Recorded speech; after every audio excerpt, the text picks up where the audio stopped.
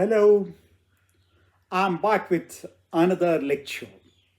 This time on Robert Nozick's theory of entitlement. You all know me. I'm Professor H. Srikanth. You have followed my lectures on Marxist theory and Western critical theories on my YouTube channel, Lecture Series in Political Theory. Of late, I have been focusing on contemporary liberal theories. In my previous lecture, I reflected on John Rawls' idea of justice. I then told you that alongside the appreciation it received for rejuvenating the discourse on democracy, the book has also received considerable criticism from different competing schools of thought in political theory. Ralwsean left of center position became a target for many a conservative thinker in the West. The first one to voice his dissent was Robert Nozick. Robert Nozick was an American philosopher. Like John Rawls, he was considered as a doyen of Anglo-American analytical tradition. However, the difference is why Rawls systematized the egalitarian liberalism of the political left. Robert Nozick emerged as the theoretician of the free market libertarianism of the right. He had his studies in prestigious universities like Columbia University, Princeton, and Oxford University. He was the president of American Philosophical Congress. Until his death in 2002, he taught in Harvard University. During his student days, he was influenced by New Left. Later, he came under the influence of thinkers like F.A. Hayek, Ludwig von Mises, Murray Rothbard, and Ayn Rand, who are all known for their defense of the capitalist society and bourgeois values. Nozick became famous with his book Anarchy, State, and Utopia, published in 1974. The book was an ingenious defense of libertarianism. Apart from critiquing Rawls' social democratic liberalism, in this book, Nozick came out with his own theory of entitlement. Nozick's book generated lively debates and enormous secondary literature. He took little interest in responding to his critics. Instead, he moved to produce groundbreaking work in areas of philosophical inquiry, particularly in epistemology and metaphysics. He is known for his philosophical book, Examined Life, Philosophical Meditations. He died in the year 2002. But to this day, you can see that he's remembered as a conservative critic of John Rawls. Before we look at his own critique of Rawls, let us recall the essence of Rawls' theory of justice. Rawls, in his book, A Theory of Justice, sets out two basic principles which a constitutional democracy should satisfy. The first principle says each one engaged in an institution or affected by it has an equal right to the most extensive liberty compatible with a like liberty for all. Second one says inequalities as defined by institutional structure or fostered by it are arbitrary unless it is reasonable to expect that they will work out to everyone's advantage, provided that the positions and offices to which they attach or from which they may be gained are open to all. In my previous video lecture, I have explained the background of this theory and also the implications of these two principles. So those who are interested to know more about it may have a look at that video lecture. Here, let me only state the implications of Rawlsian theory of justice. You know, Rawls characterizes his understanding of justice as fairness. His theory proposes that inequalities need to be justified in terms of the citizens' interests. He pleads for a constitutional democracy that regulates the markets and keeps the markets competitive. The state, in his view, should ensure full use of resources, wide distribution of wealth and property, and appropriate social minimum for all. He considers moderate taxation and regulations necessary to ensure the above objectives to be fulfilled by the state. Rawls was no socialist. He advocated welfare capitalism, and his ideas may be considered as social democratic in nature. What is the wrong thing that Nozick found in his theory?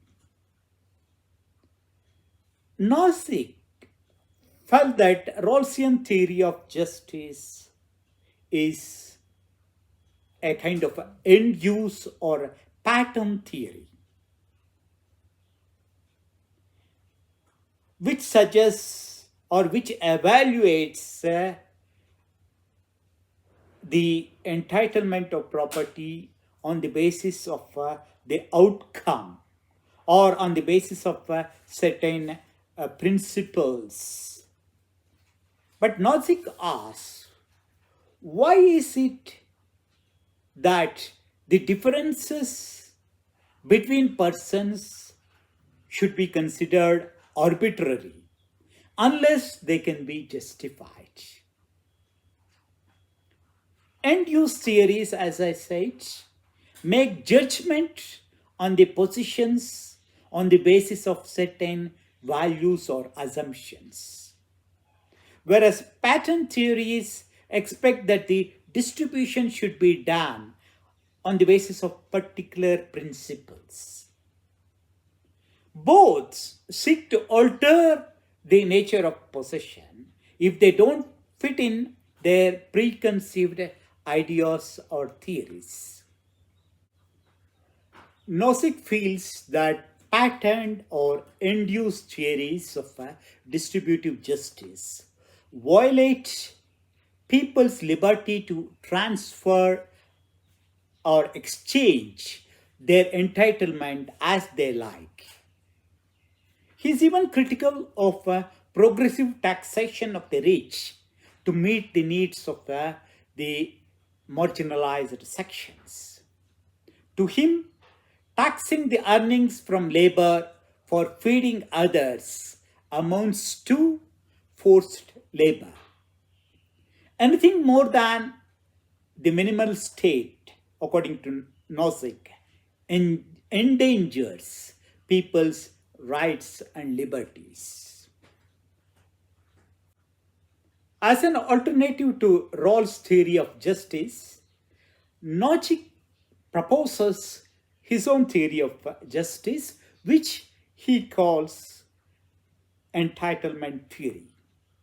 According to Nozick, there are three sets of rules of justice, defining first how things not previously possessed by anyone may be acquired. Again, repeat, how things not previously possessed by anyone may be acquired. Second one, how possession may be transferred from one person to another. How possession may be transferred from one person to another. And third, what must be done to rectify injustices arising from violation of a principle 1 and 2. Basically, in his theory, Nozick lays emphasis on Lockean idea that what one earns with one's own labor belongs to the person. Man is entitled to property if it is owned, transferred, or received as per the first two principles. That means as long as there is no injustice in the way that you acquire property or a possession, or there is no cheating, any cheating involved when you transfer your possession to other or receive somebody's possession, then everything is fair. State can intervene. It can intervene if only either the acquisition or transfer is done in unjustified manner. An individual has then right to seek rectification of injustices or violation of the rules of acquisition and transfer. But to the extent one amassed property following the principles of acquisition and transfer, no one has authority to take others' property. Every individual has right to do what he wants to do with his own possession that he acquired or which he received from others in a justified manner. There is no need for the person to justify to others how he spends his money or his possessions. Possessions that people are entitled cannot be seized to provide equality of opportunity for others. The state has no right to take my property to feed or to give it to some others. Of course, Nozick doesn't say that one should be selfish and not give anything to others. He says, yes, people can be generous, and if they want, they can give that property or money or contribute a share of their possessions to any good cause. But that should be left to the individuals. The state, as such, has no business in intervening into what I do with my property and decides how I should spend my property or my possession. He thinks that in a free society, distribution results from many localized exchanges. We are not living in a communist country where everything is controlled. In a liberal capitalist societies, eh, if you see, the exchanges take place in such a manner that a rupee that you spent on one day morning, you just don't know where that rupee goes. It changes hands from one to another. Hmm? So fast that you cannot even imagine where it ultimately ends by the time the sun sets. He says that in a free society, distribution results from many localized exchanges between individuals entitled to bestow their holdings as they wish.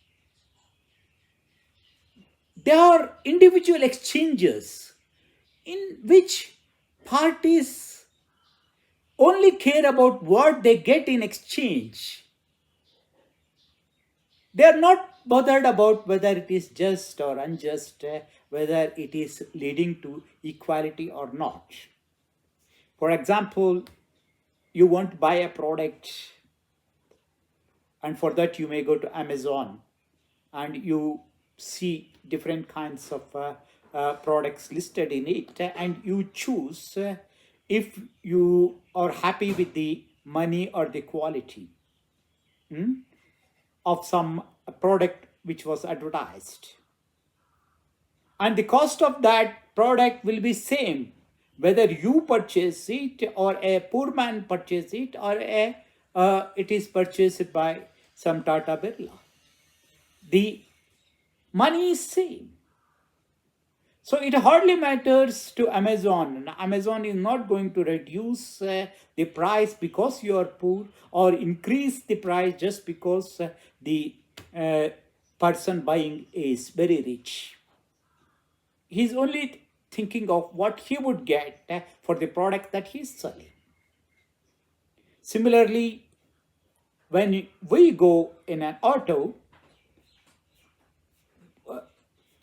using Ola or some other,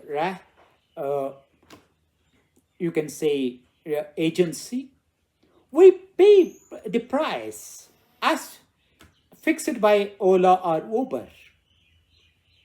The price for using the car, the cab, is not going to be less because you are poor, or it will be more because you are rich. Neither you are worried about the price, nor the driver is concerned about whether you are rich or poor. You only see whether you get the service, and the driver only sees whether he gets paid for his service. So as such, there is no centralized process in this system which judges people's use of opportunities that they have. You can use the money that you like in any way you want, and people are not going to be judgmental about it. They have no time, and there is no they gain nothing out of it. Everybody is only seeing whether what they get in return for what they give.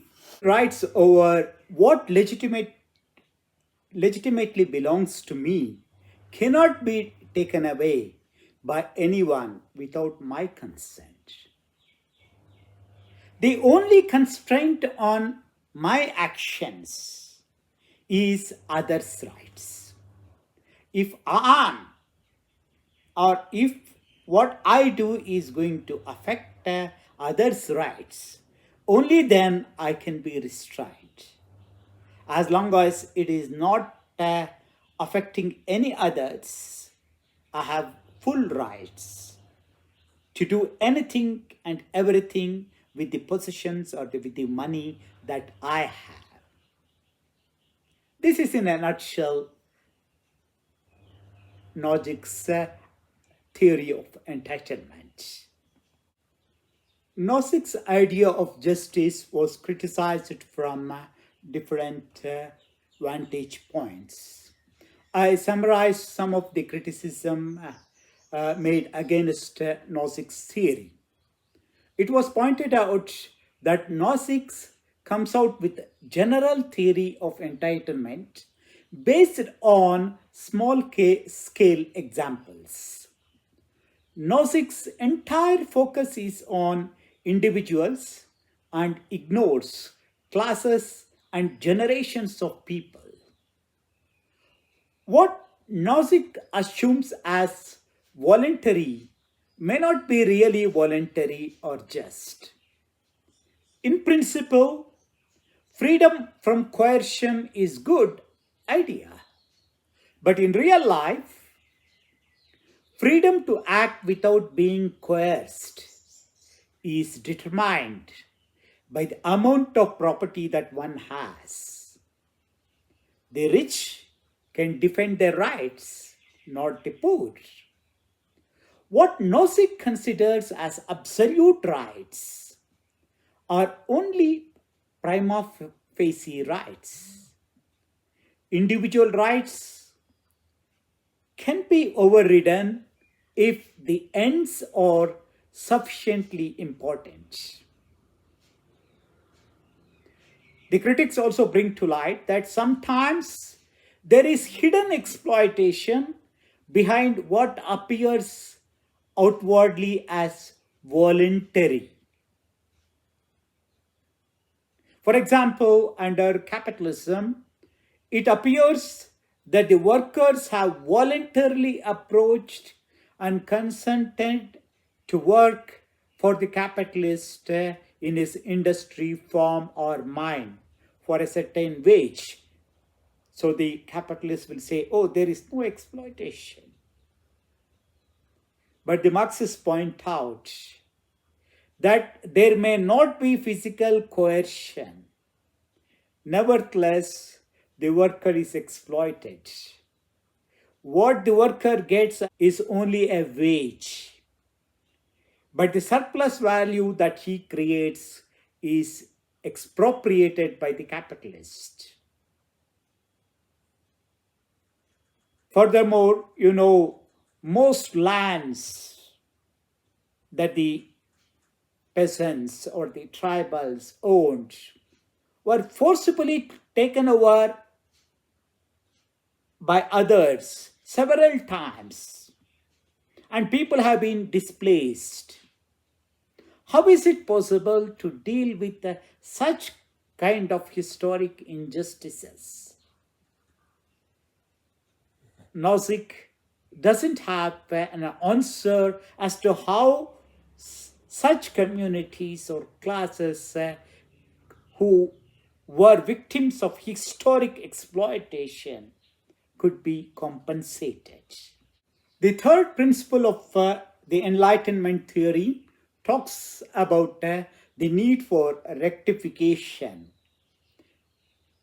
But the minimal state that the Nozick advocates is not the appropriate agency to repair the injustices of the past. The critics have pointed it out that far from undoing historic injustices, the minimal state is likely to stand by the violators of the two principles of just acquisition or just transfer. What is the option then for the individuals seeking the justice? Nozick's idea that taxation amounts to forced labor may be interpreted to mean that the poor who have benefited from the transfer payments should compensate the rich, that is, those who have paid for them. Wouldn't that be too much? I stop here and leave it to you to accept or not to accept Robert Nozick's idea on entitlement and justice. If you have something to say on Nozick's ideas or on my understanding of Nozick, you may write in the comment section. If you like my way of teaching, then make sure that you click the like button and subscribe to this channel. Also inform the like-minded students, scholars, and activists interested in political theory about this YouTube channel.